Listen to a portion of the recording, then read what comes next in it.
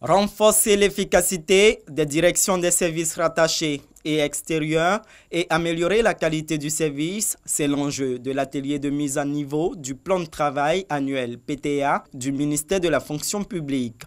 Le PTA constitue le référent pour mieux orienter toutes les actions menées en direction des usagers. Il y a eu pas mal d'avancées parce qu'en mai, quand on s'est retrouvé là, on était à 1500 par exemple formés HEC. Et à l'heure actuelle, on a 2000, il nous reste 500, 2500 au-delà de 2500. Au niveau de la numérisation, il y a une avancée aussi par rapport à ce qu'il y avait.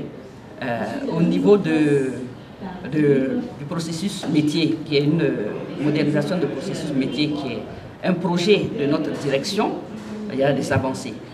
Donc le plan stratégique, qui est la boussole, a produit le PTA, plan de travail annuel. Le plan de travail 2020 validé est, selon le représentant du ministre de la fonction publique, le fruit de longs mois de travail pour l'ensemble du personnel. Nous sommes autour d'un taux au-delà de 70%, on peut dire que c'est satisfaisant. Cependant, ce n'est pas encore totalement excellent parce que notre objectif était d'arriver à 100%. Donc naturellement, nous y travaillons.